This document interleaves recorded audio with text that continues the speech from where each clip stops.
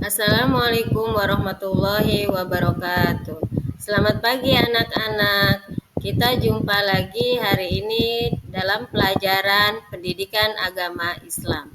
Sebelum kita mulai pelajaran, marilah kita sama-sama membaca doa. Bismillahirrahmanirrahim. Raditu billahi robba wa bil islami dina wa bi muhammadin nabiyya wa rasula wa bil qur'ani imama wa hukma wa bil ka'bati qiblata wa bil muslimina ikhwana. Baiklah, kita akan belajar tentang perilaku terpuji, tawadu, taat, qanaah, dan sabar. Perilaku tawadu, pernahkah kamu melihat orang yang memiliki sifat sombong dan angkuh?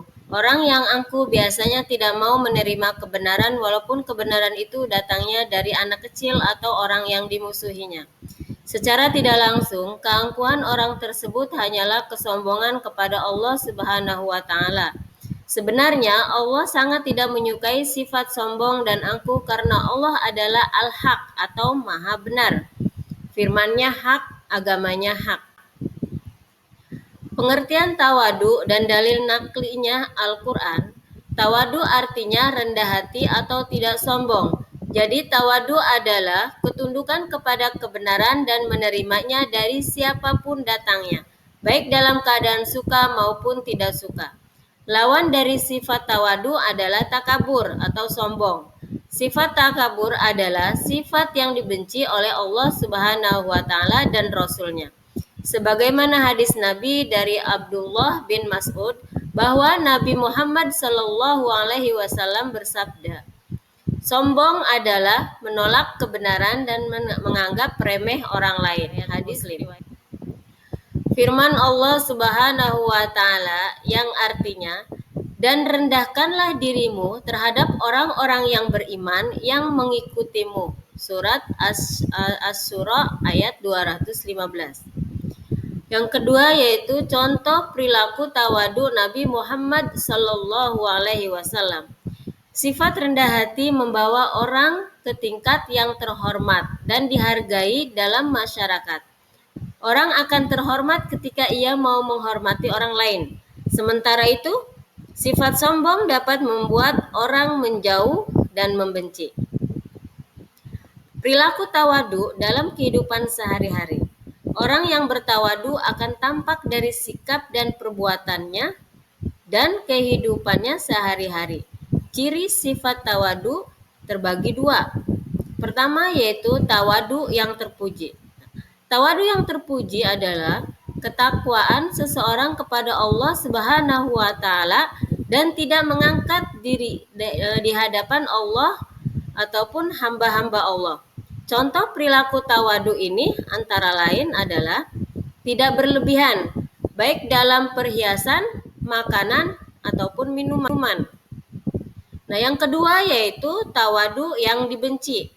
Tawadu yang dibenci adalah tawadunya seseorang kepada Allah karena menginginkan dunia ataupun ada di sisinya.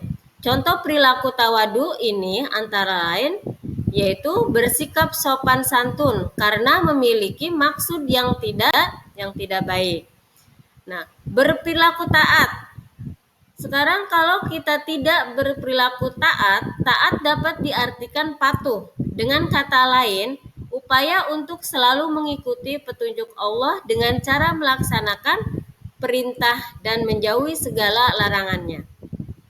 Ketaatan seseorang kepada Allah Subhanahu wa Ta'ala sangat bergantung kepada keimanannya.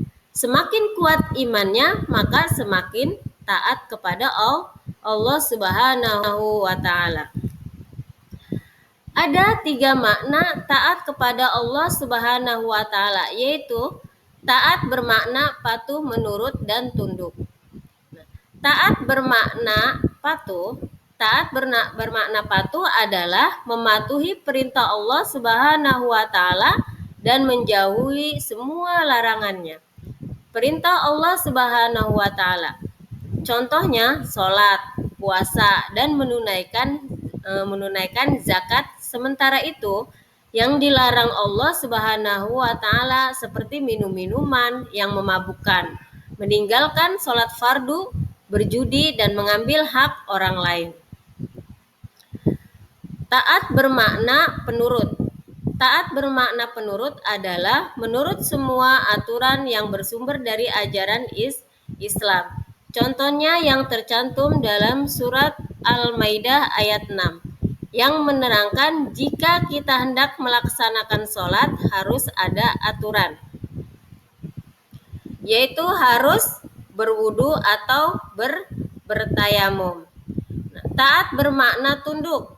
Taat bermakna tunduk adalah tunduk terhadap qada dan qadar yang datangnya dari Allah Subhanahu wa Ta'ala. Seperti kita tunduk bahwa Allah Subhanahu wa Ta'ala menetapkan manusia hanya boleh beribadah kepada Allah. Yang selanjutnya yaitu berperilaku qanaah. Qanaah menurut bahasa adalah cukup. Menurut istilah, qanaah berarti merasa cukup dengan apa yang dimiliki dan menjauhkan diri dari sifat ketidakpuasan atau kekurangan. Qanaah bukan berarti hidup bermalas-malasan atau tidak mau berusaha untuk meningkatkan kesejahteraan hidup. Akan tetapi, qanaah itu sifat sederhana dalam keadaan sempit dan dalam keadaan lapang. Kekayaan dan kemiskinan bukan diukur dari banyak sedikitnya harta, tetapi terletak pada kelapangan hati untuk selalu bersabar dan mensyukuri segala karunia yang diberikan Allah Subhanahu wa Ta'ala. Perilaku qanaah dalam kehidupan sehari-hari, orang yang qanaah akan bersikap menerima dengan rasa syukur kepada Allah Subhanahu wa Ta'ala. Sikap yang demikian itu akan mendatangkan rasa tentram dalam hidup dan menjauhkan diri dari sifat keserakahan dan tamak. Karena pada hakikatnya kekayaan dan kemiskinan terletak pada hati, bukan pada harta yang dimilikinya. Bila kita perhatikan, banyak orang yang lahirnya tampak berkecukupan, mewah, namun hatinya penuh diliputi keserakahan dan kesengsaraan. Dan selanjutnya yaitu perilaku sabar.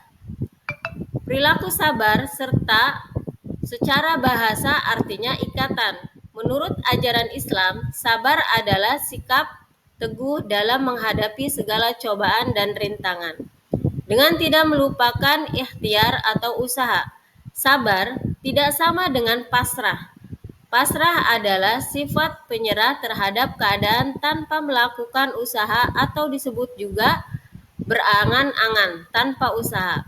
Firman Allah Subhanahu wa Ta'ala yang artinya, "Wahai orang-orang yang beriman, mohonlah pertolongan kepada Allah Subhanahu wa Ta'ala dengan sabar dan salat. Sungguh Allah Subhanahu wa Ta'ala beserta orang-orang yang bersabar." Dalam surat Al-Baqarah ayat 153. Malaikat sabar berarti ketika kita mampu mengendalikan diri dari dosa, menaati segala perintah Allah Subhanahu wa Ta'ala, ketika mampu memegang teguh akidah Islam, dan ketika mampu tabah serta tidak mengeluh atas musibah dan keburukan apapun yang menimpa kita. Sabar dibagi menjadi 3 macam sebagai berikut. A. Sabar dalam menjalankan ketaatan kepada Allah Subhanahu wa Ta'ala. Contohnya sholat, puasa, zakat, haji, menuntut ilmu, tawadu, dan qanaah. Dan yang kedua yaitu bersabar untuk tidak melakukan hal-hal yang diharamkan Allah Subhanahu wa Ta'ala. Contohnya meninggalkan minuman keras, tidak berjudi, dan menjauhi marah. Dan yang terakhir ataupun yang ketiga yaitu bersabar ketika menghadapi musibah atau cobaan yang menimpanya.